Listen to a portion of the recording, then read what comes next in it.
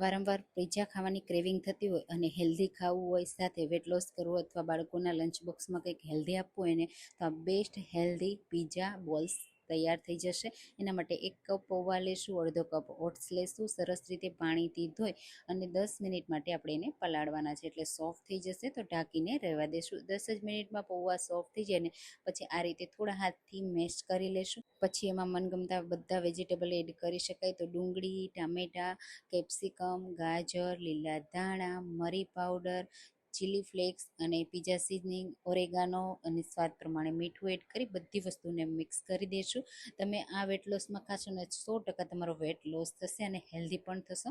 હું અહીંયા cheese add કરું છું, તમે ચીઝ વગર પણ બનાવી શકો છો. આ રીતે થોડો બોલ્સ બનાવી વચ્ચે આપણે મોજરેલા ચીઝ એડ કરીશું, એટલે બાળકોને જો ખેંચાય ને એવું હોય ને તો બહુ પસંદ આવે, એટલે પિઝા જેવો ટેસ્ટ પણ આવશે અને તમે બાળકોને હેલ્ધી પણ આપી શકશો. તો હું મારા બાળકના લંચ બોક્સમાં મોસ્ટલી આવા બોલ્સ બનાવીને આપતી હોય અને લંચ બોક્સ 100% ખાલી થઈ જાય. હવે એકદમ હેલ્ધી રીતે આ રીતે અપમ પેનમાં શેકી લેવાનું. તો અહીંયા અડધી ચમચીમાં તમારા બધા જ સરસ બોલ્સ શેકાઈ જશે. પછી તમે એને ગરમા ગરમ ઠંડા બંને રીતે સર્વ કરશો.